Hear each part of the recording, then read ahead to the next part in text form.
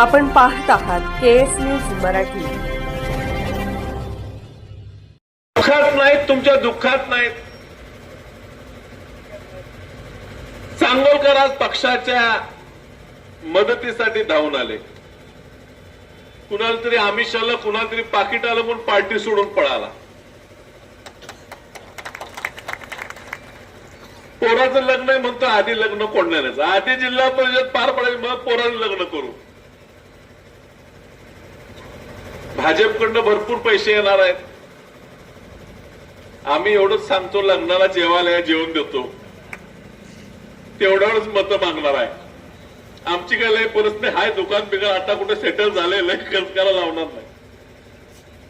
पण आता पैशासाठी आपलं मत विकू नका।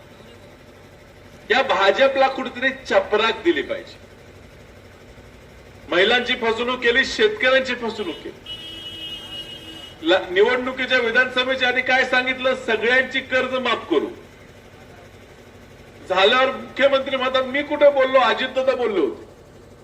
अजितदादा म्हटले थांबा, जून पर्यंत थांबा, जून 26 पर्यंत थांबा म्हटले दादा, जून 26 पर्यंत थांबा, करतो। आता दादाच गेले, आता कुणाला मागायचं 26ला पैसे।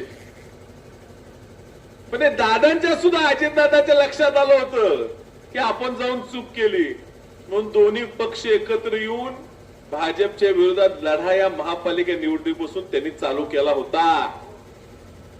या आपल्या तालुक्याचं त्यांचं म्हणणं होतं की आपण एकत्र काम करूया, तुम्ही आमच्या लोकांना सोबत घ्या, त्यांना पण एका दुसरी जागा द्या। ही भाजप फसवी आणि आपल्याला फसणार, त्यांच्या सुद्धा लक्षात आलं। तेवढ्या दुर्दैवानं काळाने झडप मारली आणि आपल्यातनं अजितदादा निवडून गेले।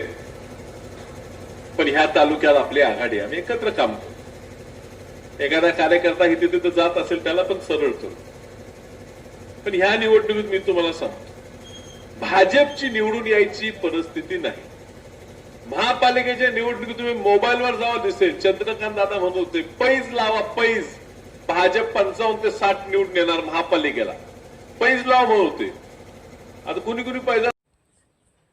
केएस न्यूज मराठी चॅनलला लाईक करा, शेअर करा आणि सबस्क्राईब करा।